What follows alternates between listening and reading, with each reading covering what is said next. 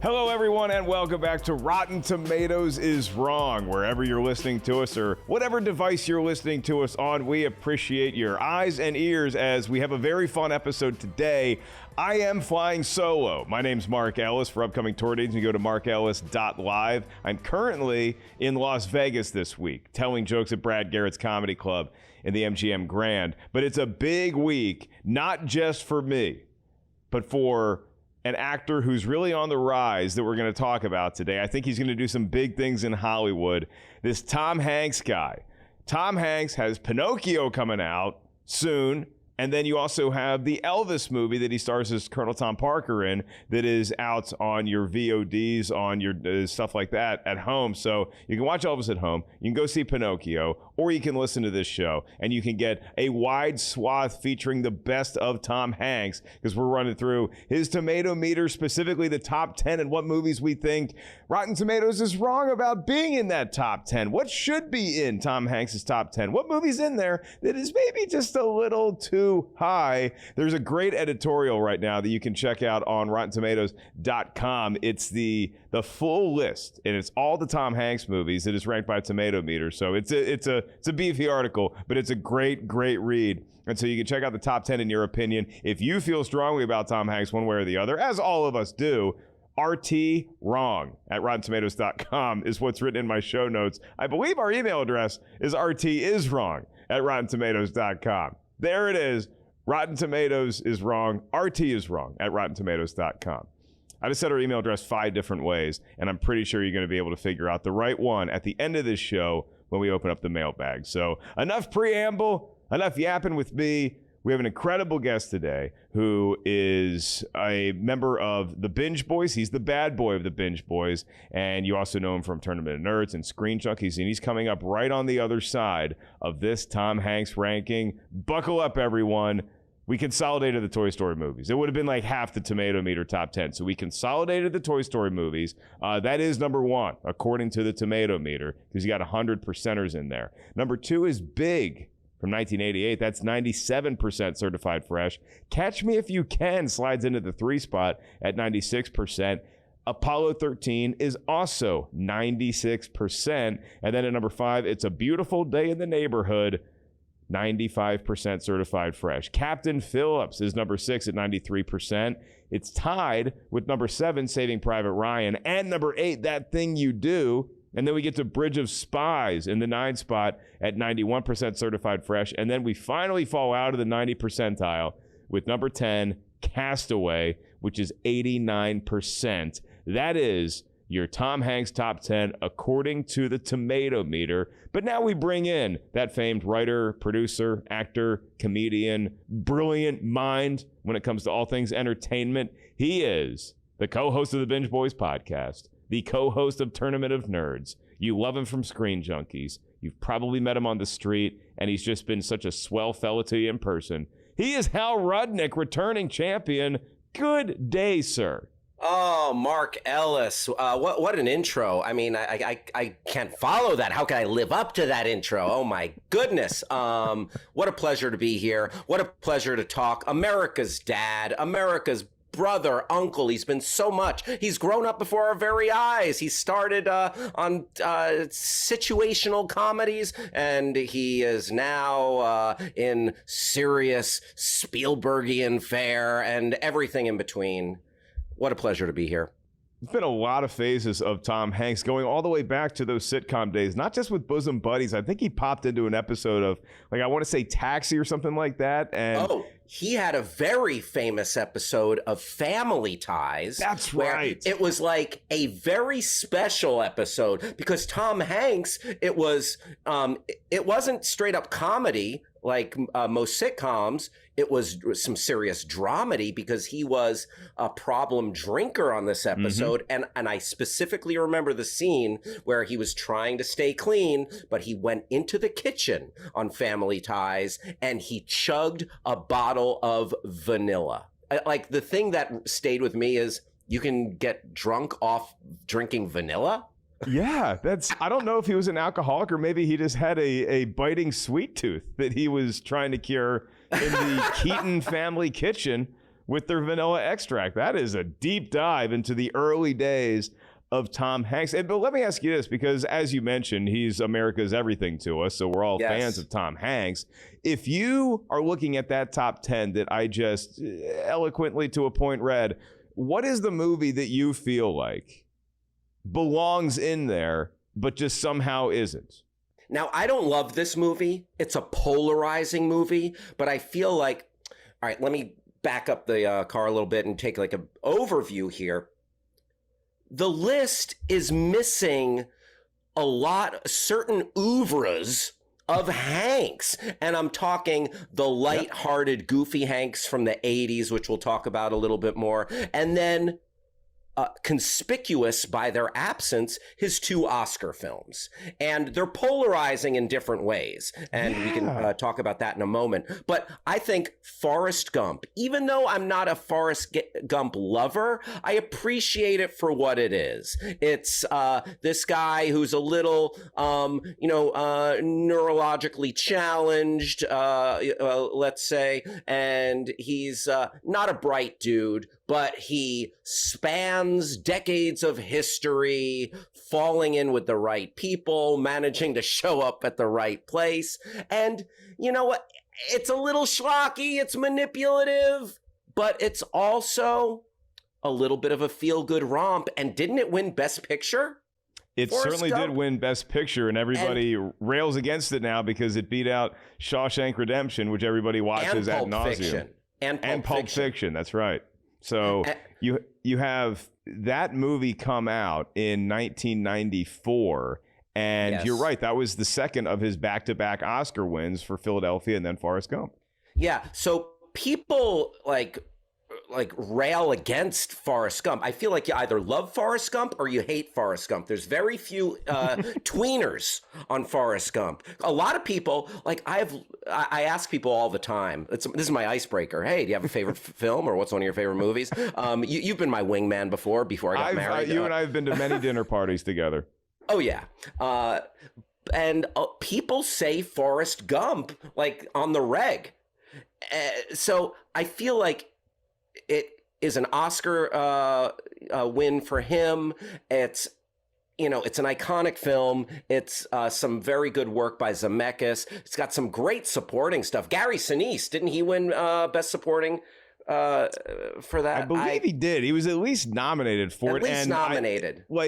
Going to your point here, if you look at the audience score, so Forrest Gump is 71% on the Tomatometer, still fresh, but nowhere near the top 10. Forrest Gump on the audience score side is 95%. So maybe there is something to Hal Rudnick's claim that Forrest Gump belongs in the top 10. For me, I'm going to go with another movie that we don't get romantic comedy Tom Hanks much in this top 10 either, which is surprising because he's got that trio with Meg Ryan and a couple other films sprinkled in. Yes. But I look at a movie that I really think does everything right, and it gives you sports, it gives you all the dramatic feels, it gives you some comedy, it has all of the things that you want to see Tom Hanks do, and he does them brilliantly as Jimmy Dugan, the former player, now manager of the Rockford Peaches, A League of Their Own, which it's still shocking to me. It's 81%, which is good for most movies, but 81% just feels low to me, and I believe that belongs somewhere in Tom Hanks' top 10. But when you say, hey, this movie belongs in the top 10,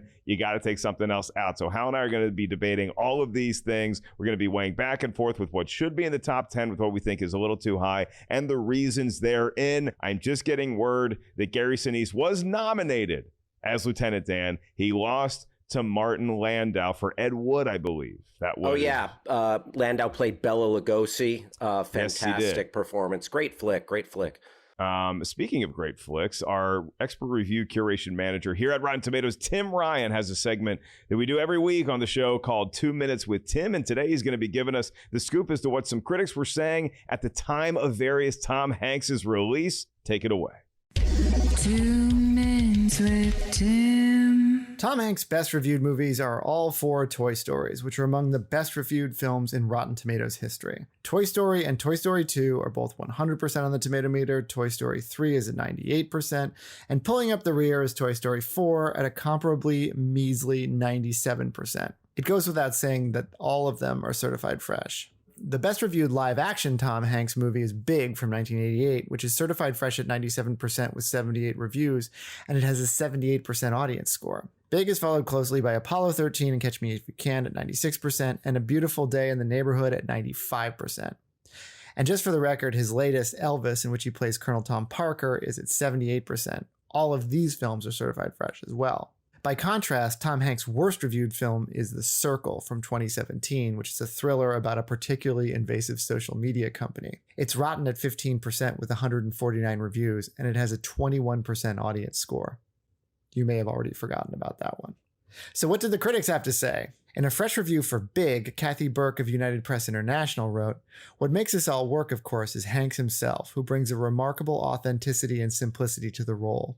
He makes being a kid seem as wonderful as it was, and as scary and confusing, too."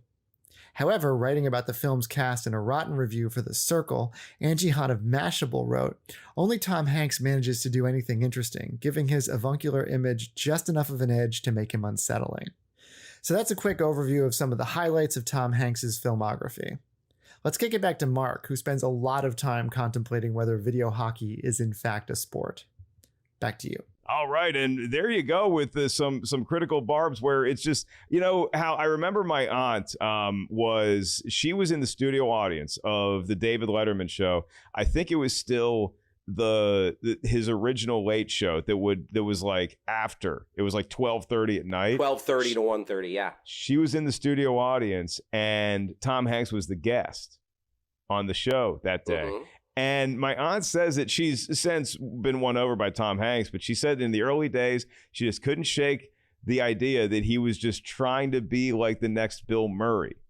And I found that an odd comparison, but I don't know, maybe in the time it was something else, but we did see him grow up before our eyes. And initially he was known as a comedic actor. Absolutely. I mean, you go back to just like some crazy comedic romps like Bachelor Party. Bachelor Party is straight up raunchy. Like, it's almost surprising that like he survived Bachelor Party, because Bachelor Party is like a very like kind of dirty, like R-rated comedy. Like he would never go near that kind of material and never did since then, I believe. Nowadays. But, also Splash and The Burbs. And yeah, he was a real comedic actor, not even like sniffing these prestige dramas, the Ron Howard, Steven Spielbergian stuff that he's done post. Yeah, I want to get into like where it started to make the turn, where it's like, you know what, I can be the best dramatic actor on the planet right now. So let's kick it off with the music for Movie Talk.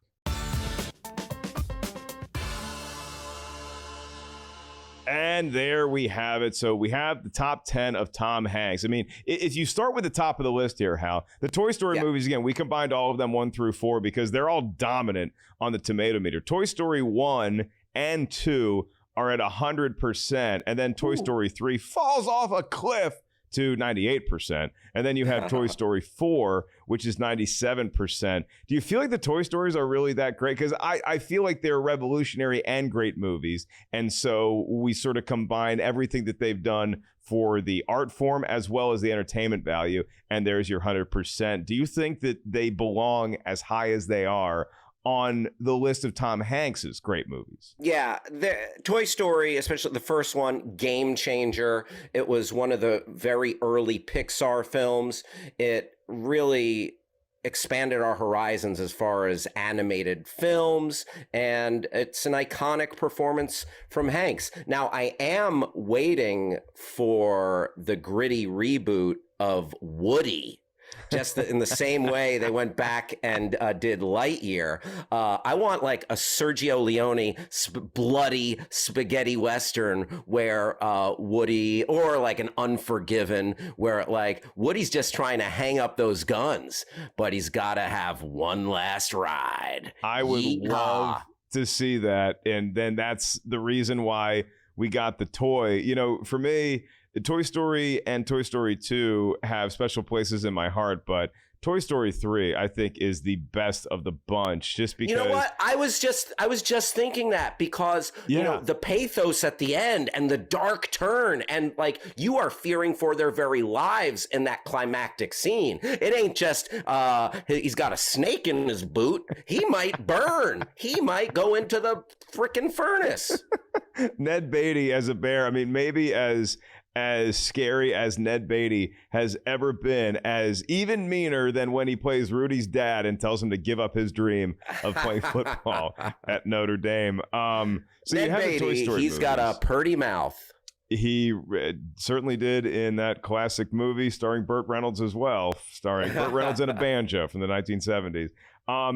We look at this list, Hal, and in order for us to put in something that we really feel like belongs there, like a Forrest Gump or a League of Their Own, you got to take something out. So if you're eyeballing the top 10 movies of Tom Hanks, according to the Tomatometer, what's the one that stands out to you as the sore thumb? The one that you're like, okay, why is this here? Maybe it's good, but it doesn't belong with the elite. When you think about Hanks, you think about the heart and just how he lives inside us. He owns real estate. He lives rent-free in my heart, mind, and soul. So this list, there are certain issues with it. It's a little dry for my taste. It's a little one note for my taste. It's a little too prestige Hanks.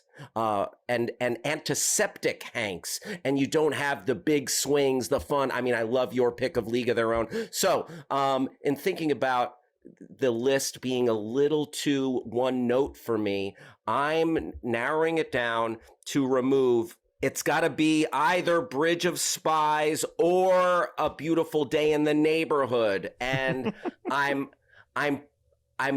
going to go A Beautiful Day in the Neighborhood for two reasons. One, Tom Hanks is Tom Hanks, and I think about Tom Hanks too much while I'm watching him play Mr. Rogers. It's a good performance. You're watching Tom Hanks be your neighbor.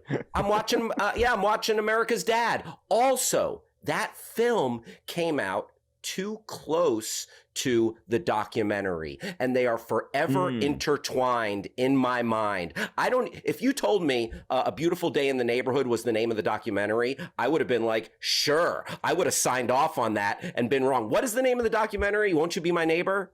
That sounds accurate. Yeah. Yeah. See, it's like those two movies, they came like we were riding Mr. Rogers' fever. You remember the nation was swept away with Rogers' fever. And we had, not only did we have these two movies, we also had the Mr. Rogers animated series, Rogers and Rogerland. We had the Mr. Rogers 1 hour drama on AMC. We had the Mr. Rogers sitcom. We had the Mr. Rogers porno, getting that was Roger. A surprise. Mr. Rogered. It started as a normal Mr. Rogers episode, then he just kept taking off clothes. He didn't stop at the he sweater. never changed into his sneakers. He just kept undressing, and it just seduces you. And before you know what you're watching, now the kiddos are watching. And we had the Mr. Rogers manga. So I just wasn't as interested in seeing that movie, and it's nothing against Tom Hanks, because you have performances like that, and you could even say that and Elvis to me, which is fresh on the Tomatometer, but Elvis not threatening in the top 10. I believe Elvis is 78%. You look at the storytelling style of those movies, I think was a little surprising to people. The way that he got into these characters, and the way that they wanted to tell the story of Elvis and Fred Rogers respectively. If I'm looking at the top 10 and I have to take something out, it's an interesting list, because I agree with you that it feels cold and a little antiseptic to not have any of the rom-coms or more of the broad comedies. You do have Big in there at number 2 at 97%, but there's some movies on this list that I find endlessly rewatchable. Catch Me If You Can is one of those. Castaway is just one of my favorite movies of all time, so I will put it on record. I think Castaway belongs in the top 5, not just the top 10. But then there's other movies on this top 10 that are well made, but I can't go back and revisit them. Captain Phillips was just such an emotional powerhouse. I don't know that I can do that to myself again. Bridge of Spies, You know, Saving Private Ryan, my God, it's so well done, but it is hard to get through those movies just because you have to really emotionally prepare yourself for what's going to happen. Absolutely. I mean, but it sounds like you were more affected by those movies than I was. I mean, do you need a couple hours to recover after watching Saving Private Ryan? I'll tell you what I do need after Saving Private Ryan. I need the double feature of that and then give me A League of Their Own. They both take place around the same time, but this is True. Tom Hanks back in the States. And as the manager, Jimmy Dugan, of this ragtag group of gals who are going to start playing baseball. And it's such a wonderful, heartwarming movie that is so funny, that gets you in all the feels. And the performance of Tom Hanks, there's a scene in particular in A League of Their Own when Dottie Henson, played by Gina Davis, is going to quit. She's just done because she says, quote, "It just got too hard." And then Hanks turns back into that ball player that just wants one more shot at the plate. And he says, "The hard is what makes it great. If it was easy, everyone would do it." And it just, I mean, it's the kind of speech that makes you want to run through a brick wall for this guy. And you also know exactly who he is. And he's smart with that, Hal, because he knows he's appealing to Dottie Henson's competitive side. Whether she wants to admit that it's there and how prominent it is, she's trying to hide it, but he knows how to get under her skin in that moment. That's what a great manager does. It just got too hard. It's supposed to be hard. If it wasn't hard, everyone would do it. The hard is what makes it great. Then we also get the scene where he autographs the ball for the kid, and it says, "Avoid the clap, Jimmy Dugan." So we get a little bit of everything within a short time in that film. Where are your memories of A League of Their Own? Or do you celebrate it like I do? I do. I mean, the entire cast just brings it. Gina Davis and Lori Petty, that big sister, little sister competitive relationship. It's fun to watch, and it gets you. You feel the sibling rivalry there. Rosie O'Donnell at the height of her powers. Madonna bringing the pain. Oh, what's his name? I'm sorry, it escapes me. The broadcaster who he passed away. He was one of the duo from Lenny and Squiggy on Laverne and Shirley. He's wonderful. There's just so many good pieces to this movie. And Tom Hanks, like you were quoting one of his great scenes, also an eminently quotable film. Stuff like, "There's no crying in baseball. Come on." It's freaking great. Also, you know, it's a broad comedic performance, but he owns it hard, and it's kind of a nice about face for him, because Hanks is usually a clean-cut fella, but Jimmy Dugan, yeah, he's rough around the edges. He's a drinker, he's he's a carouser, he's a boozer, a user, and a 3-time loser. I don't know about all that, but yeah, it's a great against type performance, and he just owns the hell out of it. A League of Their Own, so well done, especially when you think about, like, it's a true story. You have the bookends in the movie, or at least the ending, where you have some of the actual players going back, and such a fun flick. Yeah, I just can't get enough of crusty Jimmy Dugan when he's just mailing this in. He walks through the locker room and he takes the longest pee in cinema history, maybe rival that with Austin Powers. And yes, when he's yelling at Stillwell, the little kid who's annoying everybody, Tom Hanks is underrated as a yeller. He's got this growl when he yells, that because he can just deliver a line normally, but when he yells, when he gets mad, you just hear a little bit of gravel in it, and it plays so well for a character that just his entire being is that 5 o'clock shadow that you see with Jimmy Dugan. He's got that Hanna-Barbera beard that he just owns, because you know he woke up like that and he had a rough night before. Your movie Forrest Gump, the scene that gets you about Forrest Gump, what's the scene that really has all that magic, that special sauce that you say, this is why Gump is unfairly maligned just because it came out the same year as A Shawshank Redemption, and it was almost too popular for its own good. The soundtrack's amazing. What's the scene that Hal Rudnick says that's why this is a great movie? When I think about Forrest Gump, there are so many pockets of Forrest Gump that are memorable. You've got Run, Forrest, Run, where he grows up and the leg braces come off and he runs across the football field and he keeps running, and then he catches the kickoff when he's in college and he keeps running, and then he runs across America. Come on. And then you have the schlocky memorable scenes, except they're schlocky, but we quote them to this day. Life is like a box of chocolates. Forget it. I say that still. And then you've got the ping pong scene. There are too many memorable scenes. And then Gary Sinise's character, what a fun antidote to Forrest Gump. Lieutenant Dan is dark. He's jaded. Of course, he's wounded in action. He's spending his life in a wheelchair now, and you have his dark point of view versus Forrest Gump. That's really fun to watch. Unlikely pals, and then Bubba, man, Bubba, and that the scene where he's listening throughout the course of their time in basic training and in Vietnam together, all of the different ways to prepare the shrimp.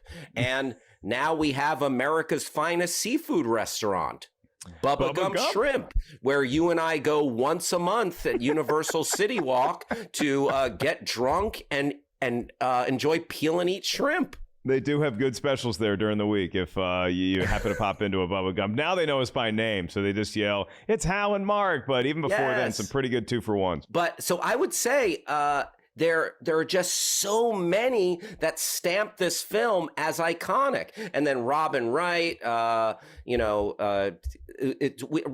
character died of AIDS or HIV in that film. I believe, and I was going to ask your take on Jenny. Is she just using Forrest? Because I still feel like Forrest was just being strung along by her until she really needed him when she knew she wasn't going to make it. And then she just, she's like, I need to pawn my kid off of somebody because I may not pull through this one. And so then she warms up to Forrest. So I do feel for Forrest, but I still feel like the other side of me says, look, I'm rooting for Forrest his whole life, but even Jenny, even in let's call her an injured Jenny, who he's not going to be with it for that long, still probably the best relationship that guy's going to find. So I don't know how I feel about Jenny using him the way she did.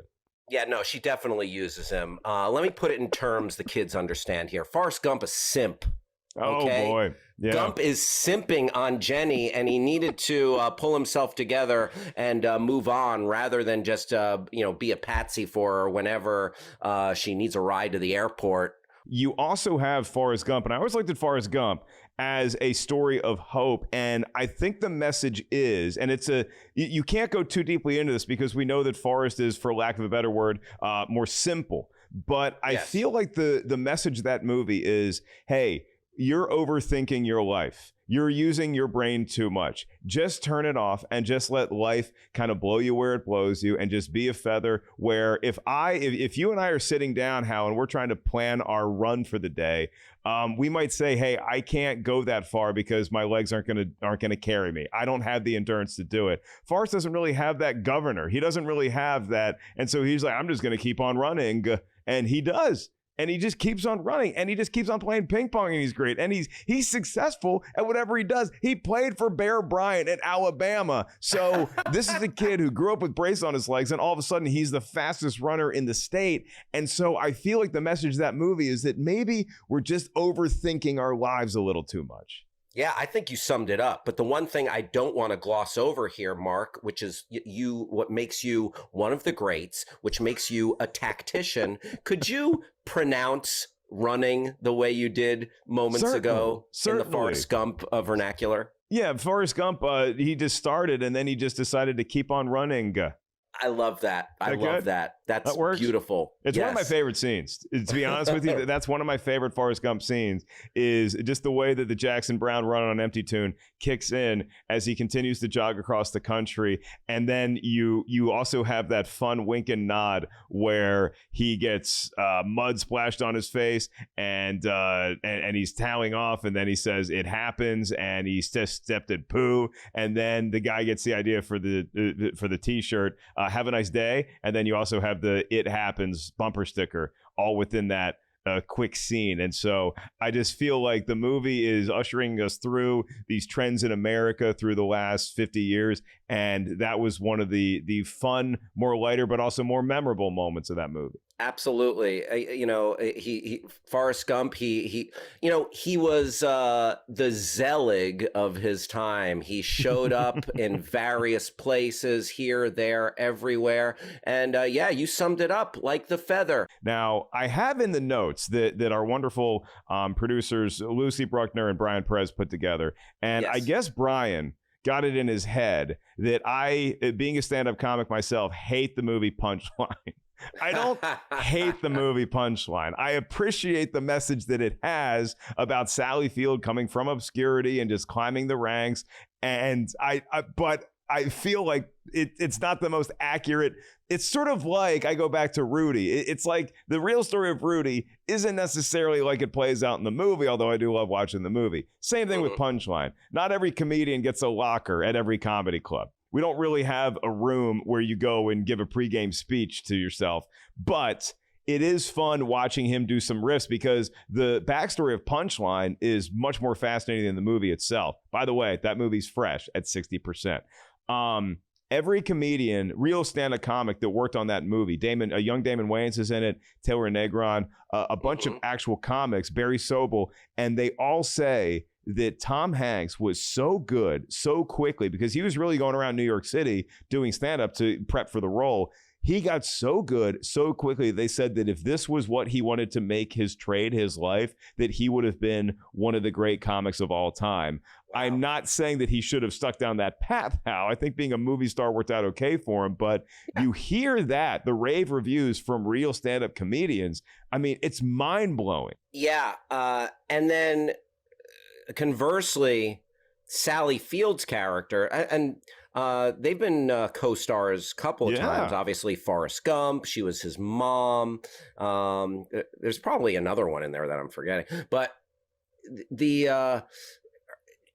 not that accurate how someone could just step out of the living room, step out of the dining room and onto the stage, and then boom, you're the darling of late night television and making it. Her glow up was pretty significant and fairly quick in that movie. Especially because she had John Goodman as just this husband who just refused to let her really leave the house at all. He was so upset that she was sneaking out at night to go do stand-up. But then there is a heartwarming scene at the end where they're showcasing for Johnny Carson, and Hanks and Sally Field both have great sets. I honestly can't remember who wins the shot on The Tonight Show, but John Goodman finally is in the crowd. He's going to go see his wife, and he's laughing hysterically at her set. And I do find that it still brings a smile to my face that she won over her boorish, backwards thinking husband, who, again, just thought a woman's place was the kitchen and nowhere else. And he went out to see her at a comedy club and she crushed. So congratulations to Sally Field. Yeah, Sally Field walked. She walked so Mrs. Maisel could run. I'm saying, you go back and watch it. She's just feeling out material. It's a very similar style of delivery that Rachel Brosnahan has to Sally Field's character in that movie. So maybe some inspiration was taken from that. If you're looking at Tom Hanks movies that just missed the mark for whatever reason, what's the worst Tom Hanks movie that you've seen? Did you go Bonfire of the Vanities? Do you go, is it one of those Da Vinci Code movies where he's got interesting hair? What is the movie that Hal Rudnick says, Tom, why? Say it ain't so. Ooh, that's a good question. So one film that I thought was, you could tell it was a bit of a pandemic film, and it felt a little by the numbers, and everything was just very convenient. It's the movie Finch, where he builds the robot to take care of his dog. I just felt like there were too many unexplained things that it just really clicked into gear by happenstance. Like, oh, he was so close to creating AI. Artificial intelligence doesn't exist, but he was able to crack the code with basically the way Tony Stark built his robot, built Iron Man in a cave. He built it with scraps in a cave, practically. He built a robot that was capable of artificial intelligence. So Finch left me kind of cold. More recent one a year or two ago on Apple. That's 74% on the Tomatometer. And another movie that I didn't even realize was fresh because it felt like it got panned at the time of its release was the 2012 flick done by the Wachowskis, Cloud Atlas, which people have feelings on. It's 66%, so it's fresh. And it's also been listed, as Tom Hanks himself saying, that was one of his favorite movie experiences because he got to do so many different roles inside of that. So it may not be his favorite movie that he's ever done, but he certainly had a great time working on it. Yeah, and it's from like the beautiful minds of the Wachowski siblings, and it is I feel like that's another polarizing film. Some people are ready for that journey, and some people are like, whoa, this is a little weird. One more film from Tom Hanks that I feel doesn't hit right for me. Polar Express. Express. Wow. I find it to be nightmare fuel. I think Tom Hanks is so off-putting in the animated version. Is it the uncanny valley? Is it just the eyes are freaking you out? It is the uncanny valley. Oh, and then, okay, now that I've had a moment to ruminate on it, one more that I think I'm an outlier when it comes to this film. I thought Road to Perdition was a slog. I'm not a Road to Perdition fan. Okay. And we talk about, that's the one film for me, actually, Mark, where I didn't buy Tom Hanks as this gangster. I didn't buy Tom Hanks in that role. Whereas, we talked about how he was kind of against type in A League of Their Own, and he's got a great, he's got a wide variety of types and parts and pockets in his career. But yeah, I really thought Road to Perdition was a snooze. I put it on recently. I usually fall asleep to the movie, if I'm being perfectly honest, but I don't think it's a bad movie necessarily because, I mean, come on, you got Paul Newman, you have Daniel Craig, and obviously you have Tom Hanks. Like, it's there's some star power there. Jude Law. So it's interesting watching, particularly Daniel Craig, who just seems very unhinged in the movie, which is a treat to watch. But it is definitely one of the slower ones. It did make over $100 million when it came out in 2002, and it's 81% on the Tomatometer.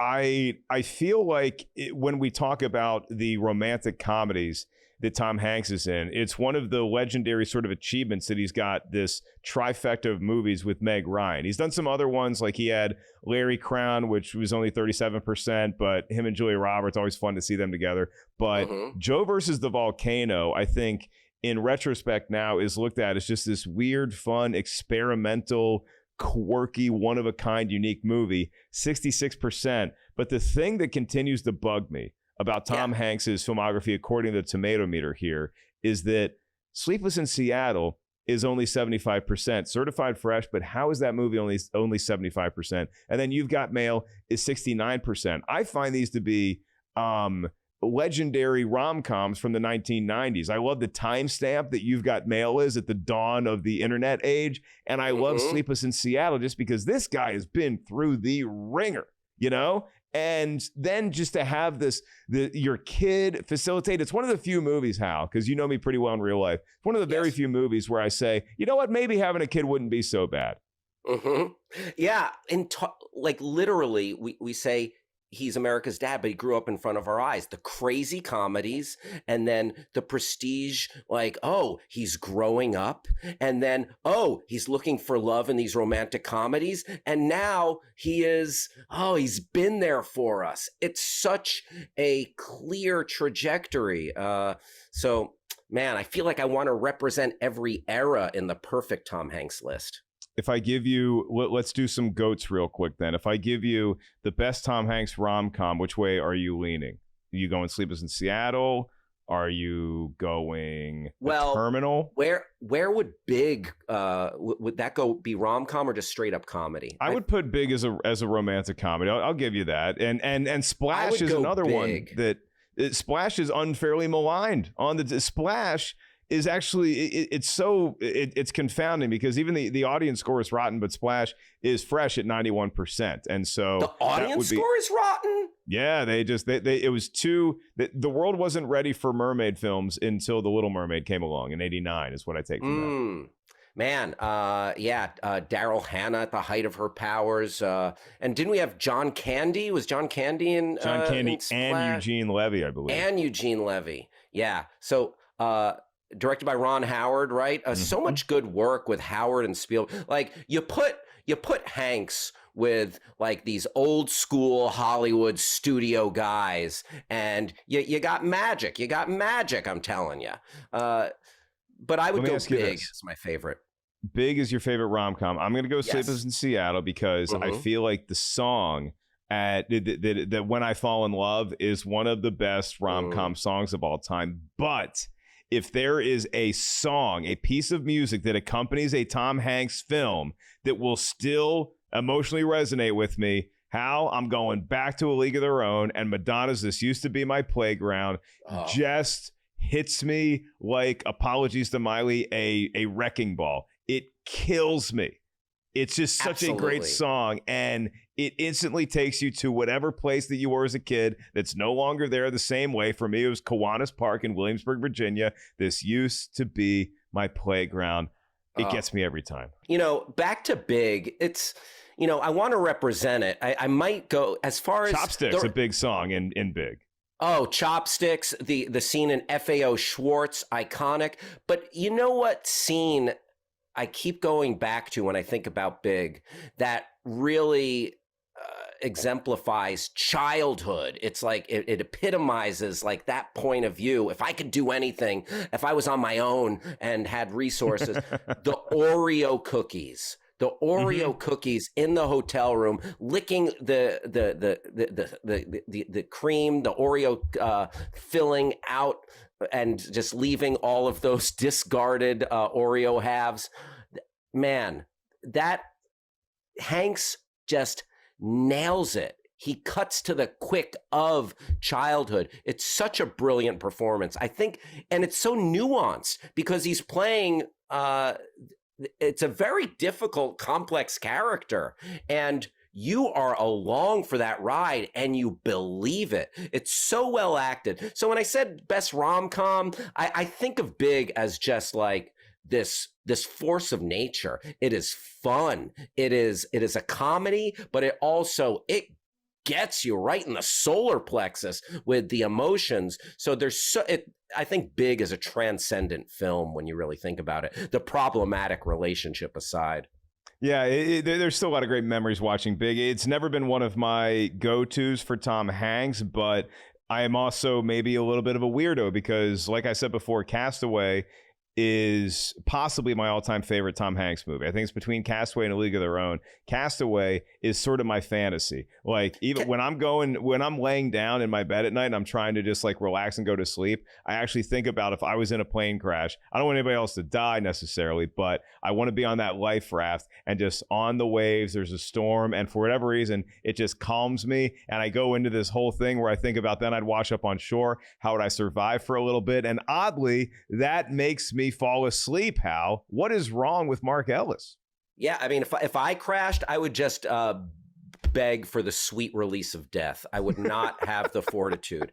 You're not fighting for the survival on the island, are you? Nope. Tell everyone I love them.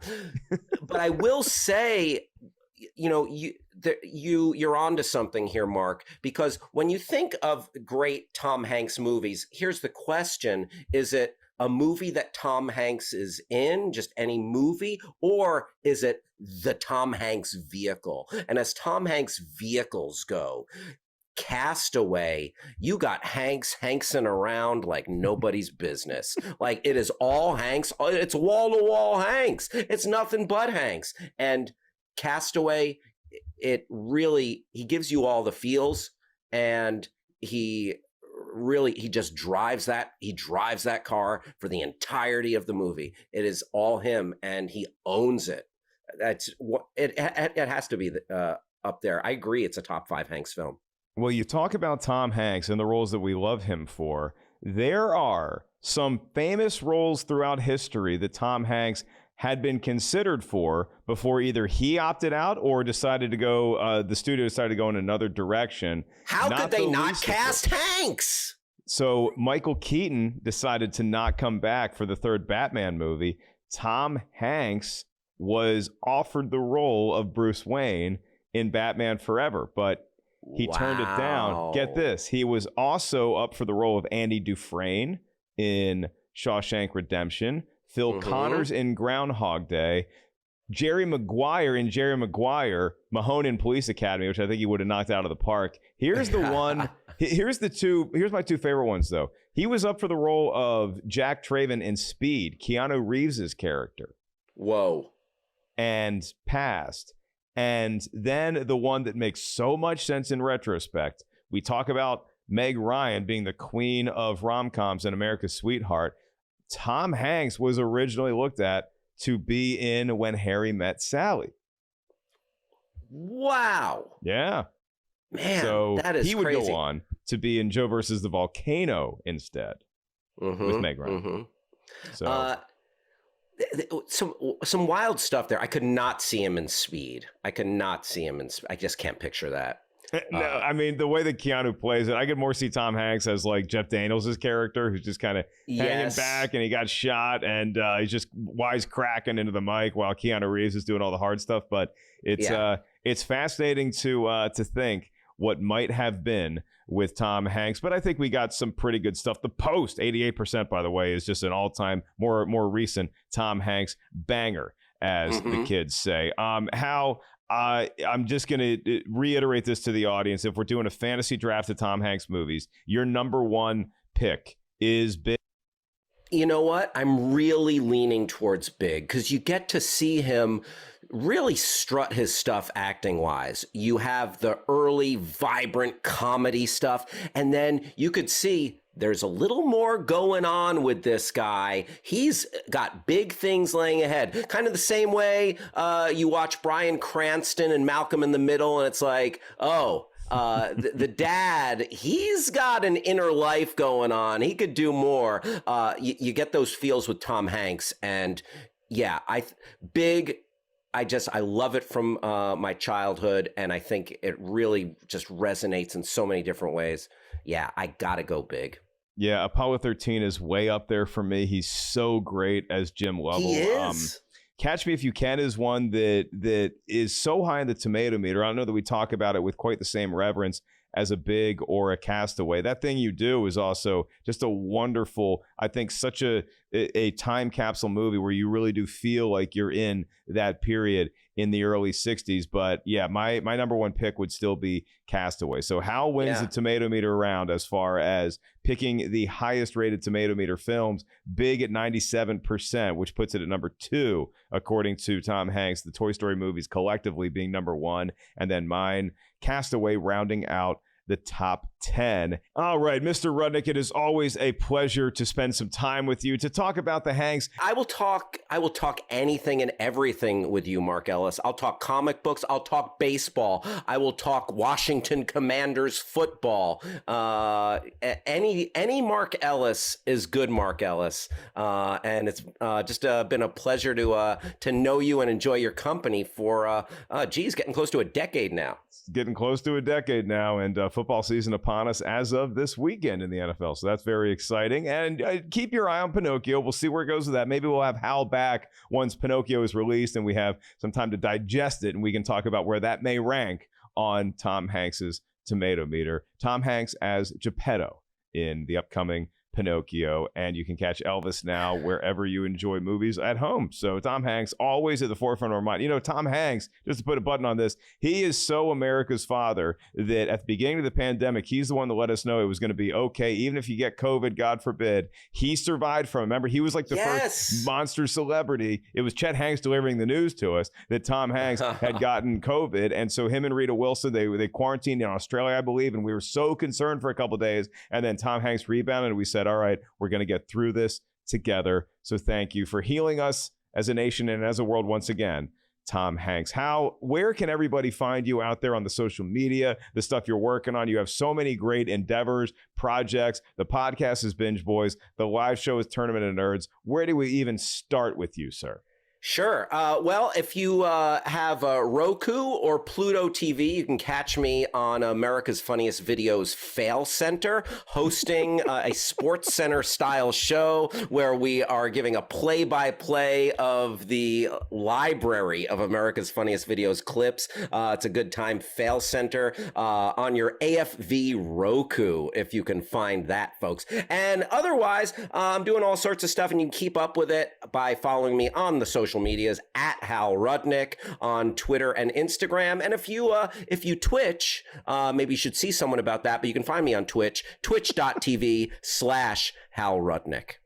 That is the iconic Hal Rudnick, a gentleman and a scholar and an all-around entertainer. He writes, he produces, he acts, he directs, he tells jokes. He does it all, kids. And I am just here trying to keep up with him for upcoming tour dates. MarkEllis.live. I'm in Vegas right now for another couple days, and then I got some road dates before a big show in Los Angeles in December. So for Jacqueline Coley, for Brian Perez, for Lucy Bruckner, for the whole gang here at Rotten Tomatoes, I am merely Mark Ellis saying there's no crying in baseball.